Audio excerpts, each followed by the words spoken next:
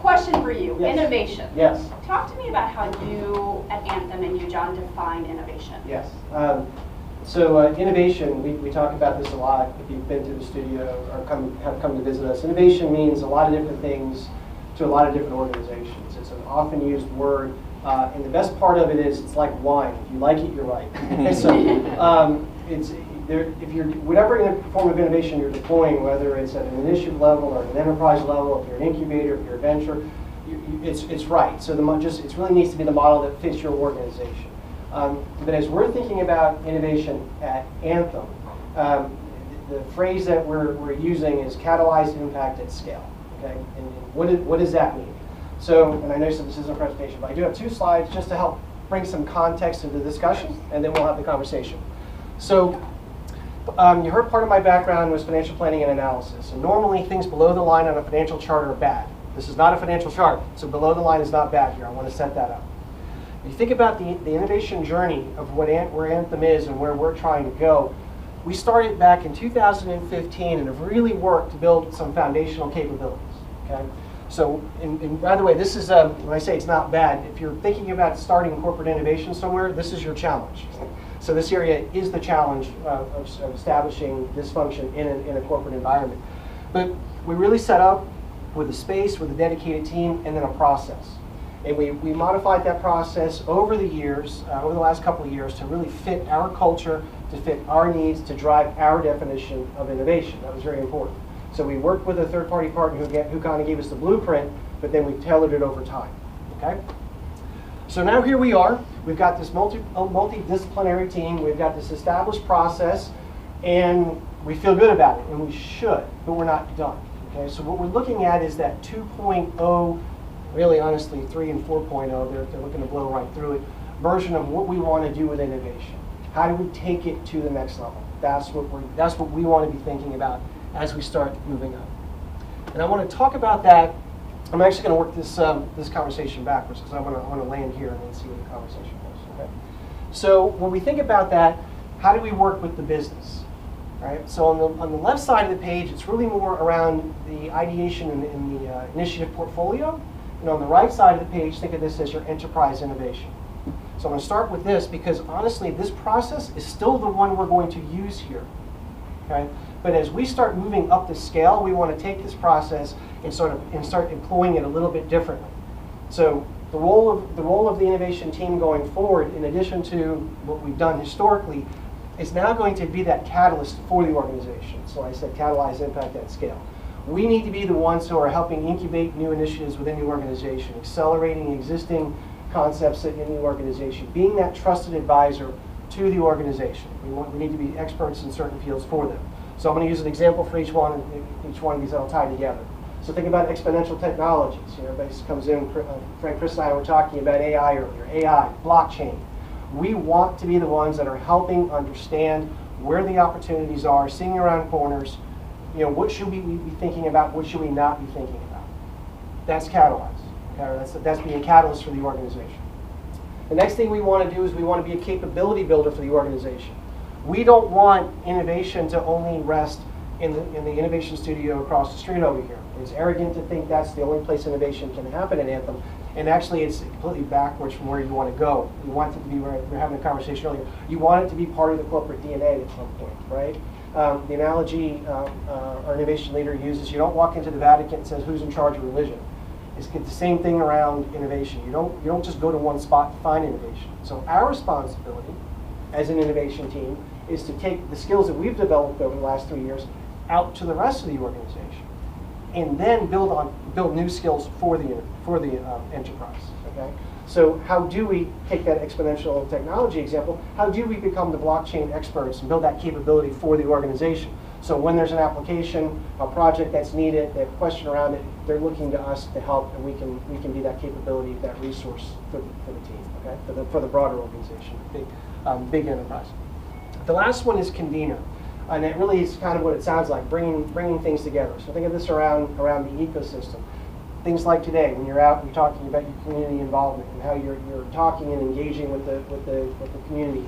Who are you pulling in within your industry from even a startup kind of perspective? Who should you be thinking about outside of your industry that might have a great application that you should be using and you should be leveraging? And how do you work even with associations? Okay? So at one level, you're aggregating those conversations, and at scale, you're influencing those conversations. And to carry on, finish the example, if we said, okay, exponential technology, blockchain, now maybe I'm working with the Blue Cross Blue Shield Association to understand applications for blockchain within the industry. Okay? So that's how we want to be thinking about it going forward. Take the step back, right, on how we drive this.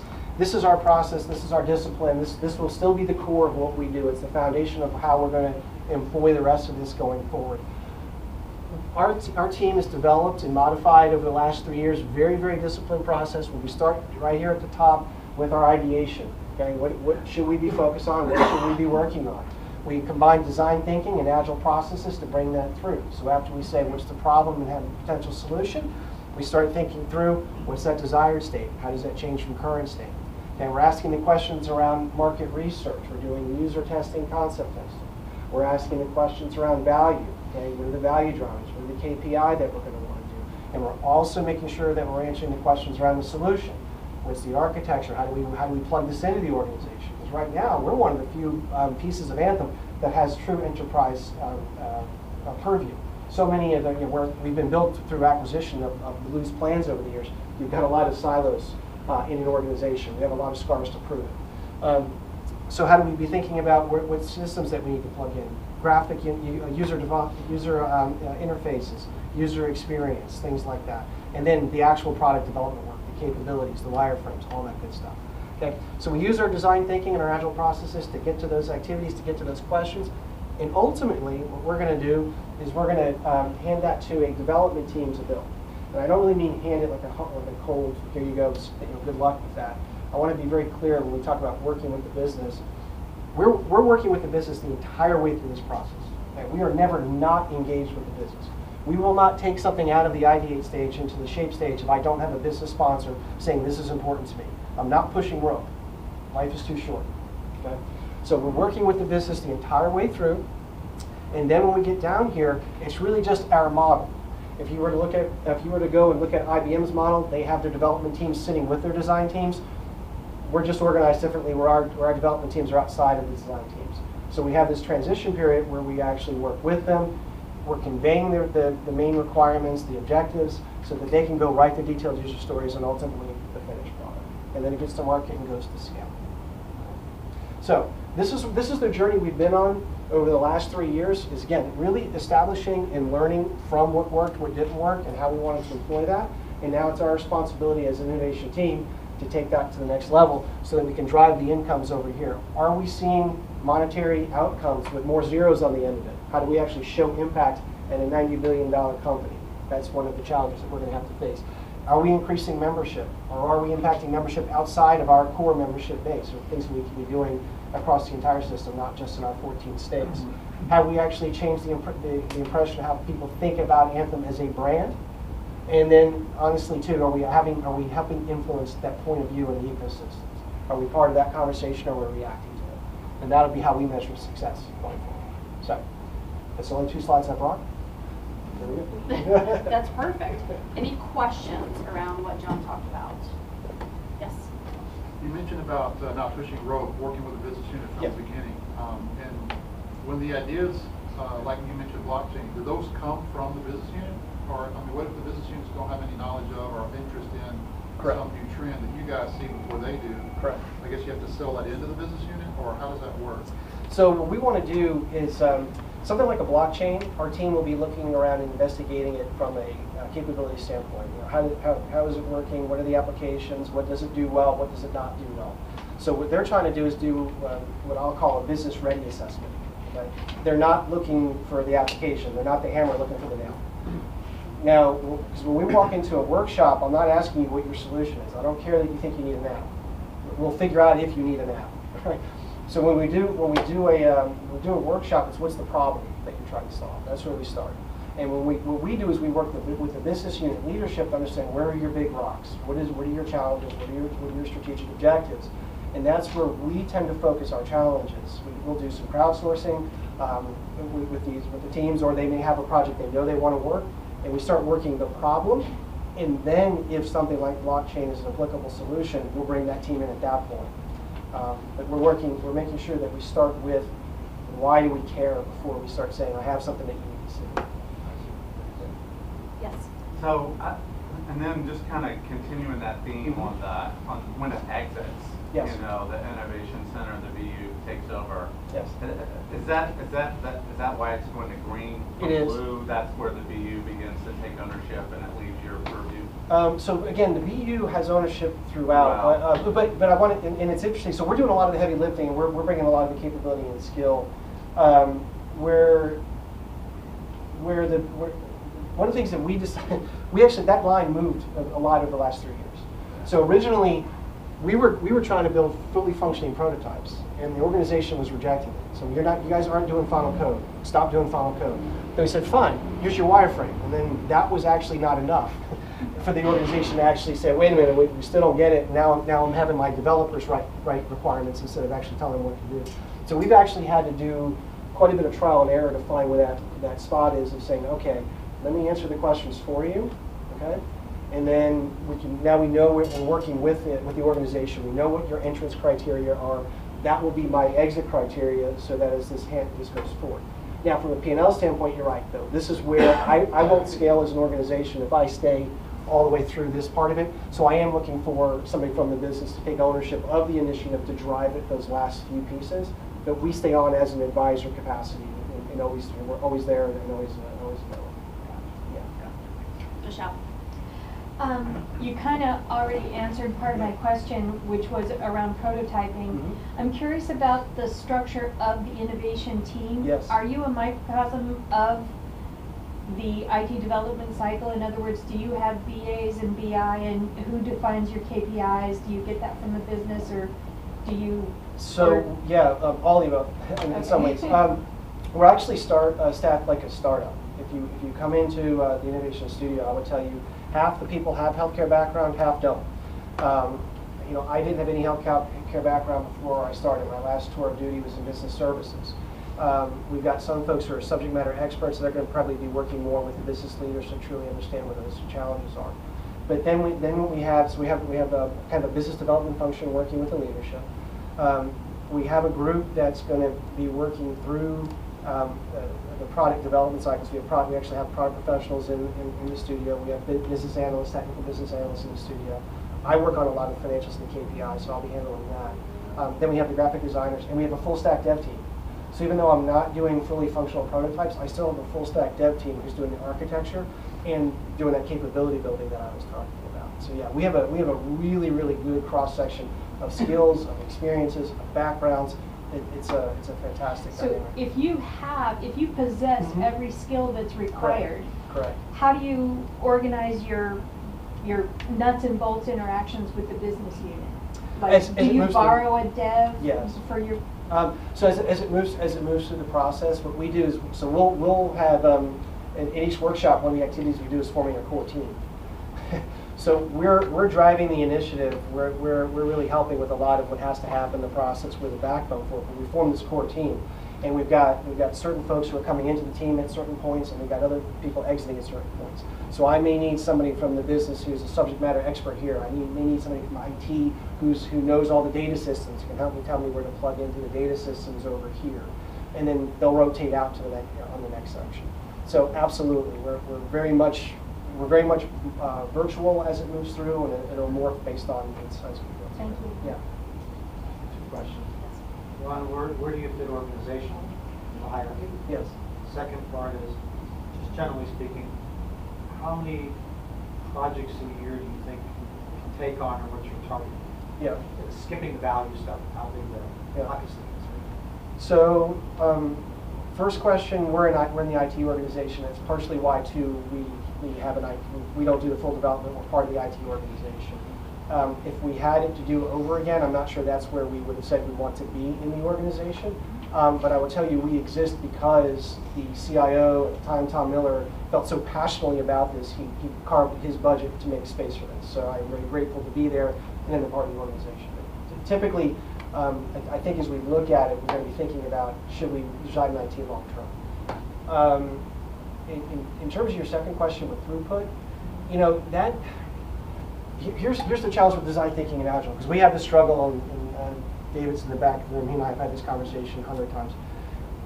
These 2 stages, I know how long this takes, right? I can knock this out in 2 to 4 weeks. I can knock this out in 1 to 2 sprints and 2 to 4 sprints. I know that. This is what I don't know. I just don't know, because the size of the project, the scale of the project, the scope of the project, I don't know how many sprints it's going to take to get that right, okay? So the challenge becomes, when we do capacity planning, is to make sure that it's a moving forward process, it's an iterative process, and not a typical, we're just not moving because we're not doing anything process that we find in a lot of. Yeah, I guess so my trying to get a sense of is how far you come in digesting the throughput at some higher level, even not necessarily the stages, just ultimately you'll get there. You'll be measured on the thing you started with, which is exactly net effect. Exactly.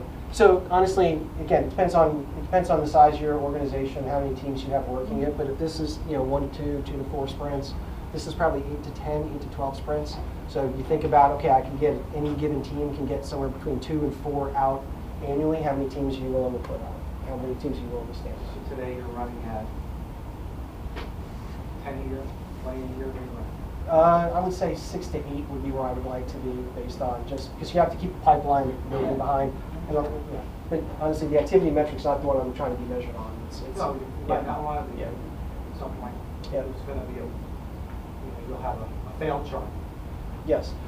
Here's the good news about this process, though, in terms of, I mean, this may not be where you're going, so if it's not, we'll come back to it. My failure happens up here. So a lot of people want to ask, like, what's your fail rate? Where's your breakage? The way that we run our process, if I run a crowdsourcing challenge, I may get 100 ideas. I'll bring 4 into this stage, and I may only graduate 1 or 2. So by the time I get here, I really have a great idea of what I'm doing. Okay. Our organization ran a transformation project, started it last year, and they kind of flipped that. They were trying to get everything they could down to here, and they had horrible fail rates down here. So we said, guys, learn from us. Let's flip this. Let's flip this script. So we're really working with them to make sure that their failure is happening at the top of the funnel before you add zeros to that investment. Now, because this is only 2 to 4 sprints I've wasted versus down here, I'm into possibly 20 sprints. I don't know. Quick question. I mean, this is part of execution. So when you talk about the business takes over, does that mean that they're funding it, or are they actually bringing in their resources to necessarily go through execution and scale with the product? I work at GE as a product innovation for 3 years, and fundamentally, they brought several of us in from the outside, from the startup space, to be able to very much get ideas, because it was taking 2 years to get from a concept to market, and then they missed the market. So we were structured in such a way that we had to get to MVP in 6 months or less, and with just enough to be able to validate it and be able to provide that baseline for, I'll say, the business teams or the business IT resources to be able to take it from there and build out to what I'll call scale and everything else as well. I wasn't sure if that's like a similar model you follow here, or whether the resources necessarily, because I would tend to lose several resources from a KT perspective in domain expertise to go along to help further develop that product for the business, and that will take on new resources necessarily to bring them into that ideation funnel and build. So let me see if I'm answering. Yeah. So I was just, there's a lot there. So let me see if I'm answering this correctly. What I would tell you is the way that we're set up. I'm pretty much the seed money for initiatives within the organization. Okay. So for these, and I can't handle everything that comes to the organization. I mean, our team is 30, on the way to 30. So it's not we're 50,000 associates. But when something comes through the studio, I'm the seed funding. So these first 2 stages, I'm not asking you for anything other than your time and the fact that I have a sponsor who says it's important. I'm not working on it because I want to. There's got to be a reason to do it. When we get down in here, there may be a little bit more than I need in terms of funding, but really what I need at this point is I'm starting to talk to you about it's going to impact your P&L. Yeah. And I'm in a matrix organization, so you're paying for it. It's your customer, but you're going to see the P&L impact, or I may have to build it in your area. It's a weird kind of dynamic, so I've got to pull all 3 of you together to have that conversation. But that's where I'm starting to align that, because once it gets approved from there, yes, then we'll build it, and then we know in the business who's going to be responsible for operationalizing it going forward. So hopefully that answers Yeah, that okay, question. good, yeah, because I was wondering, but your team stays intact, it necessarily gets transitioned over. into- Correct. Now, and again, the people on the team may have more involvement, or less involvement. So my innovation leaders who are doing the business development are going to be very, very involved in these first two stages. But as it moves into this next stage, my product team, my architecture team, my UX UI, they're going to be more involved. And the innovation leader will be more of that advisor kind of role. They're still driving the project, but not as much maybe on the day-to-day. Right. And you touched on another interesting point around MVP. So my friend Chris in the back here, we worked in a place where MVP was actually a four-letter word. We actually de-scoped things to a point where we weren't testing what we thought we were testing. So people were like, hey, we'll fail fast. Well, part of what the MVP has to do is actually test the concept. And if you de-scope it to a point that you're never actually testing the concept, you miss. So part of what we try to do, because a lot of what we hand off, one of the things that we're delivering is defining what that MVP scope should be. So we're not getting into a situation where they're stripping so much of the feature functionality out. I mean, we had one example, I can't share the specific, but they wanted to remove the #1 tested concept from the user testing. Because they just said, well, we don't need this. Too expensive. Exactly. Too expensive. It was exactly what it So was. failure. It was. So we said, no. We defined the MVP for a reason because this is what we tested. And this is actually what the concept is. Yeah. So make sure that you're actually going to market with what you intended to go to market. One other question. Yes. Oh, sorry. May I go? It's follow on from that, right?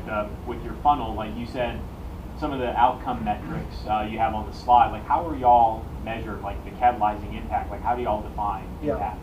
So today, what I will tell you is we are looking at ideas generated. So we're doing some throughput types of things today at the portfolio level. Because really part of what we're responsible for in crowdsourcing is employee engagement. So we are looking at how are we generating ideas, are we impacting certain areas of the business, and then you're talking about the number of things that you're sending to the business, but there's a P&L impact. We're in our 3rd year now, so we are starting to track actual P&L impact. You're early in the process, you don't want to track numbers because they're all underwater when you're developing. But we're at a point now we have enough history we can start doing that. Going forward, it's going to be a little less KPI based and a little bit more, let's say, subjective. But the things that we're delivering financially need to have more zeros at the end, flat out. But that'll be a very easy one to talk about. When we start thinking around the ecosystems, I think we'll start looking around some of the projects. I mean, you could go to a competitor's website and see that they're working on a project with Johns Hopkins today.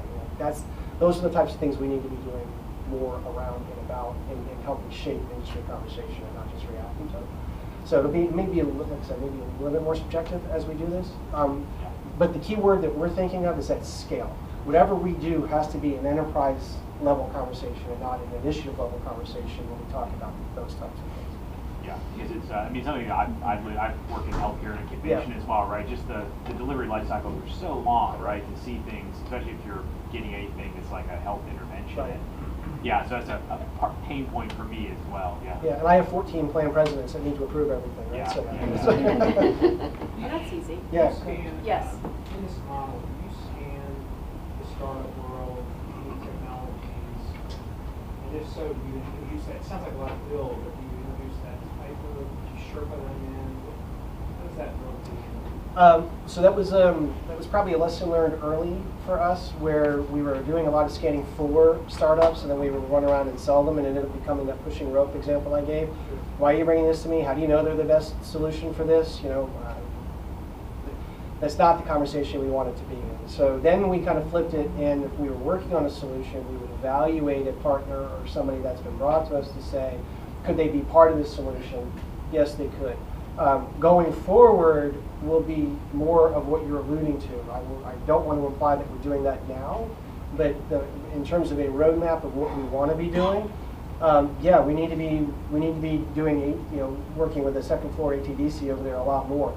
We ought to have a second floor in our headquarters. Right? We definitely need to be thinking about that differently. That's the conversation. We will be hopefully building to that. Is that? Yeah. Actually, jumps on my question is just working if you have an internal VC group and how this might relate to M&A as well. Yeah, we have a little internal VC group. We have historically not been as plugged into them as we should. But VCs run, I don't have a ton of experience with that, so I want to be upfront, but the VCs run a little bit differently, and depending how you want to do it. Some groups invest and they kind of put it in a horizons bucket and they work with that particular investment that they did. Other groups will take an investment fund and they'll leave them alone. Like their rule of investment is do no harm. So Black & Decker was actually a couple blocks away. I mean, that's what they do. They make these really strategic investments, and then if you want to work with the Black & Decker ecosystem, great, but you're not required to as part of the investment. So even that, you still have some choices to make on why you're doing it.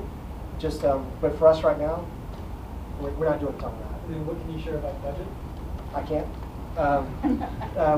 But there was a study that was done around the innovation community, and in terms of size of budgets and size of staffs, we were on the far right of that spectrum relative to a number of the other studios and teams that were interviewed. So, Yes. Can you speak a little bit more about your egress process? It sounds like it's a lot of crowdsourcing. Is that restricted to a certain level, like executive level, so that you're actually getting the ideas that will eventually be approved and sponsored by those business units? Yeah. And then kind of what's the ongoing conversation with those business units to ensure you're getting your ideas are equally spread across all of your business units, and maybe not just concentrated on one that you get along with well. Well, some of it, especially in the early stages, is you're trying to work with the ones who want to work with you. But in terms of the crowdsourcing and the intake, we'll have we have these things called work streams. So all of our innovation leaders are kind of are assigned to areas of the business. So you're responsible for these 3 work streams, and you're responsible for these 4. And then you're working with those leaders to see where the opportunities are. And when we do a crowdsourcing challenge, we don't go for like necessarily the specific question, right? We want to give them a little bit of room to see where the responses come from. So our challenges are targeted, but they're not prescriptive. I don't want to kind of assume that I know the answer and lead the witness. So I'm trying to write a challenge. Hey, explore an opportunity where we can create an experience for our customers when they come in. I didn't say, tell me how to build an experience center, right? So I want to work in those ways. And then what we'll do is we'll open it up for, we kind of treat it like a hackathon, where it's, you talked about Spigot. A lot of people use these as digital suggestion boxes. That's not how we use it. We use it as more like a very targeted hackathon type of thing, where we're moderating, we're curating the ideas, we're graduating the ideas, and then we expert review them with the stakeholders. And you may get a nugget in there that's a great idea and you want to pull into the workshop right away. Most of the time what we find is you have themes. So 3 themes may have come out of it, right? And one of the themes might have been, what if we did something around an experience? Oh, okay, great. And then we'll ideate theme in a workshop. When we work with the businesses, what we tell them too is we're not a product roadmap development shop. If you're trying to do your enhancements, your extensions, that's not what we're for. And the more that you know, the less you probably need me, right? This is a discovery process. And we talked about the team and who we have on the team. It's really not the best use of those resources if you kind of just want to point and shoot. So we tend to try to find things that are going to have those technology impacts that are touching on some of the concepts that I was talking about before. And then we go through the process, that intake, that after we have to do the intake, then we go through that ideation and we get to those concepts. And right now, it's really more about balancing the portfolio. We work across all of the business lines of business, across all the business units. And just because we're in IT, what we do is not all digital either. Everything we do is a technology-driven solution. We've done some business model solutions, things like that. So we do try to keep a pretty well-balanced portfolio as we go through this. But it's more of a it's more of a management than we're not required to, but we try to do it as a balance. Does that answer you?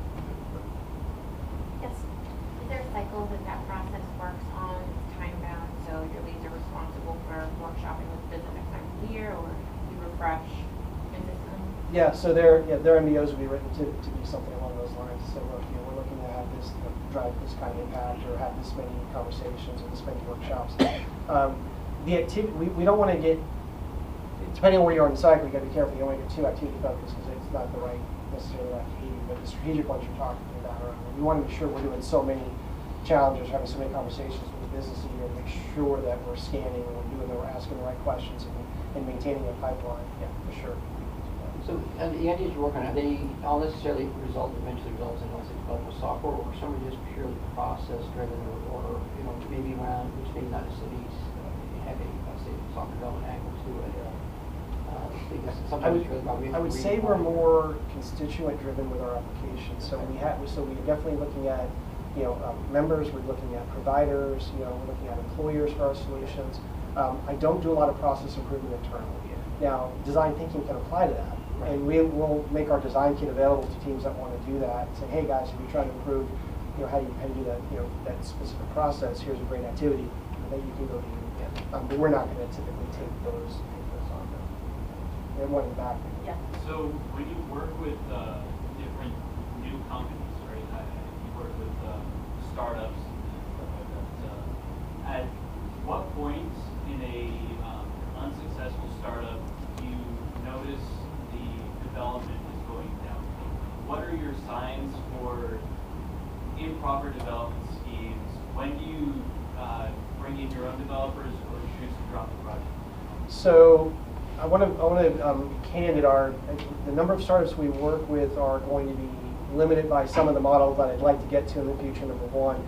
And number two, a lot of times when we're working with them, they have something that's been developed already, they're in market, and they're looking for a distribution channel, right? I mean, I've got 40+ million members, and what they're looking for is my Rolodex. Where I'm adding value in that conversation is to the end user, because now I'm doing the validation that this is a good technology, that this is going to solve the problem, and it's going to meet your requirements. Where it falls apart, 9 out of 10 times, isn't going to be on the technology, it's going to be on the business model. Healthcare's got enough challenges where it's a zero-sum game. If I win, you lose. And now we've added a third player into that mix, and where we find a lot of challenges is it's just even agreeing to how we're going to split the pie. So instead of creating value, we're arguing about how to split some existing value. And that's been honestly a bigger challenge than any of the technology that I've seen when I've worked with them. I mean, I've been on the phone with CFOs saying, guys, I can't afford to work with you at this rate. So. Yes. Can you talk a little bit about prioritization of those rocks as they go into the fall? Yes. Yeah, the one of the things that we're actually moving to is more of a quantifiable way to do that. So when you first start out, you're just happy to have anybody want to work with you, right? And you got to build your pipeline, you're building your activity. And then at one point, you realize you've got a backlog. And how do you treat it? Really, you need to treat it like you would any other backlog. You need to prioritize it. The challenge is that you've got to have a filter on it yourself, because this business unit is going to say it's a priority, and this one's going to say it's a priority. There's really no arbiter for us right now, so we kind of have to do that on our own. So what we're trying to do are put some metrics together that'll help us. So if I'm trying to do more, we talked about the portfolio mix. If I'm trying to do more around creative business models, or if I'm trying to do something around exponential technology, that may be one of my axes, and then I'll kind of score it based on how much it impacts that. Then my other axis is going to be these 4 things. Now, what does it look like at scale? And suddenly, if you've ever read one of the Gartner lifecycle reports, they have those heat maps. You start plotting real quickly. How quickly can you get something? How big can something come in, right? And now you've got a map of what's realistic and when it's realistic, and then you can start managing your portfolio that way. So we kind of apply a little bit of that, or at least we're trying to make it a little bit more formal and sophisticated. Yep. You said something earlier I've been stuck on, about how sometimes these innovation projects where one group owns a customer, one group has the expertise, and P&L calls in a third. How in the world do you have a conversation like that? How do you make those conversations occur? What solutions can you come up with? So it's actually probably about 100 conversations. So bank statements. Think for a minute, if your bank sent you a statement every time you used your ATM, how many times would you open that, look at that, care about that, right? And you probably go online to look at your bank statements now. You don't even open the paper. Healthcare is a analog business in a digital world, and we have that thing that you open, the explanation of benefits, that said this is not a bill, and you open it and you throw it away. And we send that to you every time for everything. So we had a project where we foundationally what we wanted to get to is that digital interactive experience where we're actually doing some kind of health statement for you where I can have a conversation around keeping you healthy and how to get a better quality of life. And I'm trying to move away from this transaction document. Okay? That was the project. I presented that business case more times than any business case I presented, maybe combined. I mean, it was crazy how many conversations. The key really is then that transparency of what you're doing. So we're above board. All of our projects are on our microsite. Anybody in the Anthem at any point can come see what we're working on. We're inviting whoever. It's not like sometimes our workshops get too big because we want it smaller workshops, but it's important to have the right people in the room and have that agreement and that buy-in. And then you still come up late in the process where somebody goes, wait a minute, I have a pocket veto. Okay.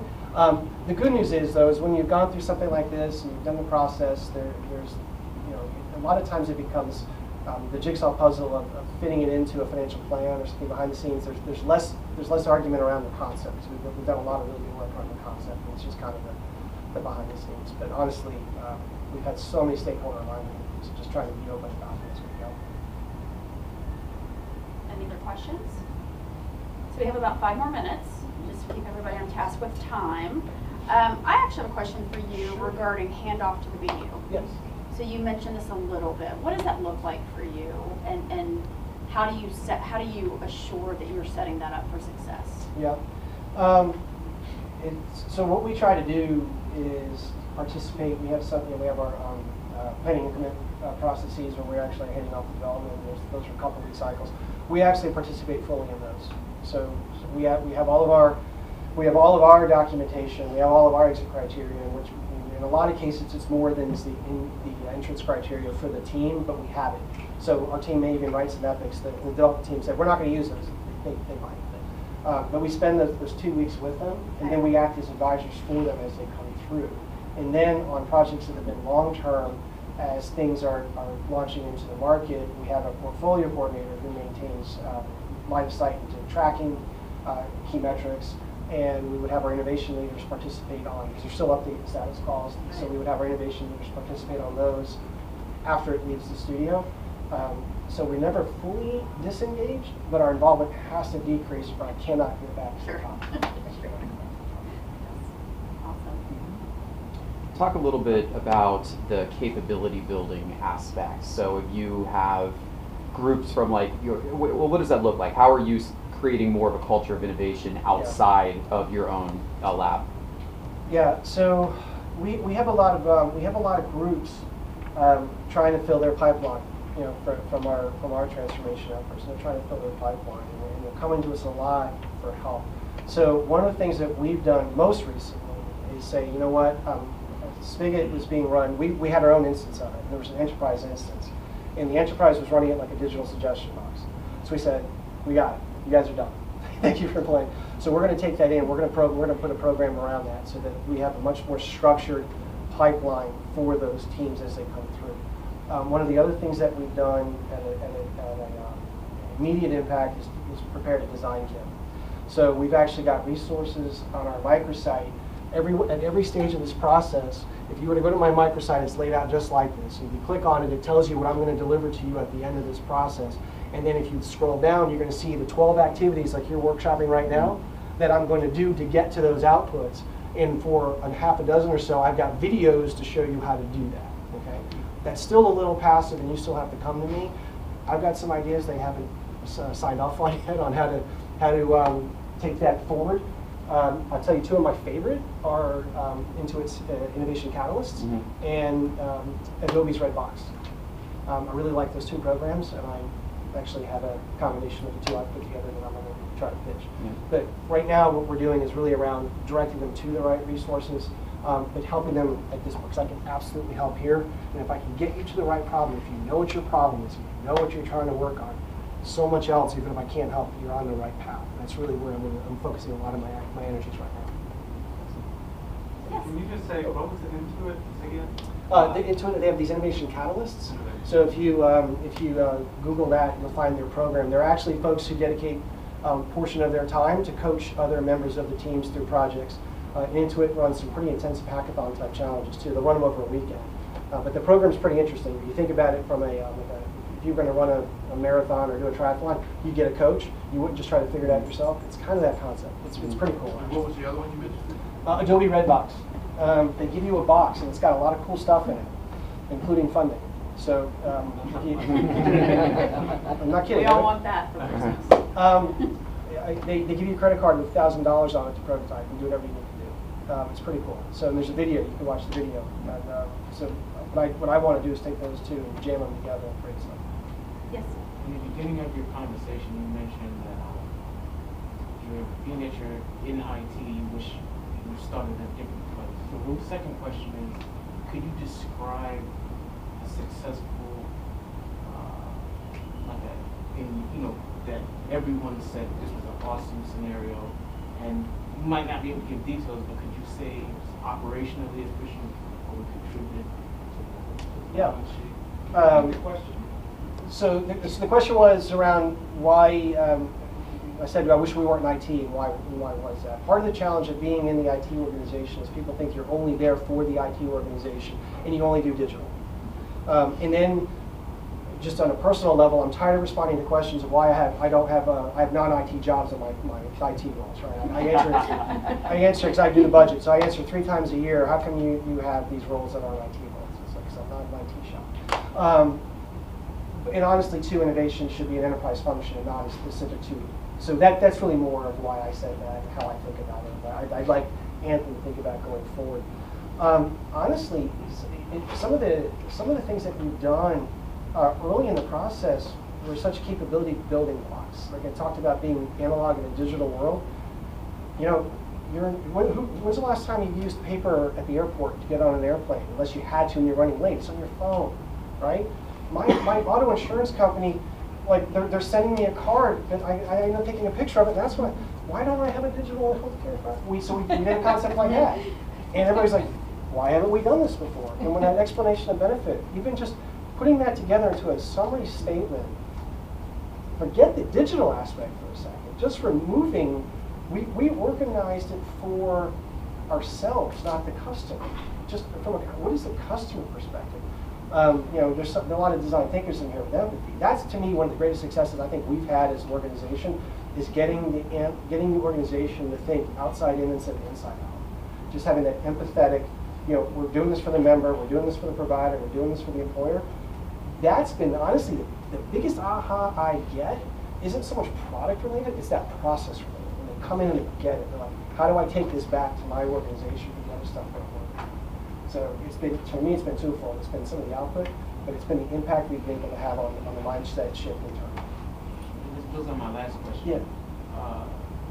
How do you prioritize? And someone mentioned it before, but what I mean is there are a lot of short-term wins that everyone would acknowledge, but then there are like more long-term that might be more strategic. So, for example, you're heavily in the retail, a lot of your customer base is there, or perhaps it's getting expertise in an area that's more resilient. Like, how much authority do you have to say, hey, I'm going to do this, and it might not make any sense immediately, but it might be quite valuable? We've gotten a bit of a refreshed mandate to do more of that. So I'm going to probably have to answer your question a little generically, but what I'll say is, number one, if your stakeholders are seeing value, whether you can create a value, that's a good thing. Right? So if the business units are coming to you and they're saying, you are helping me, and you've got a line at your door, okay, NPV positive, we're good, we're moving in the right direction.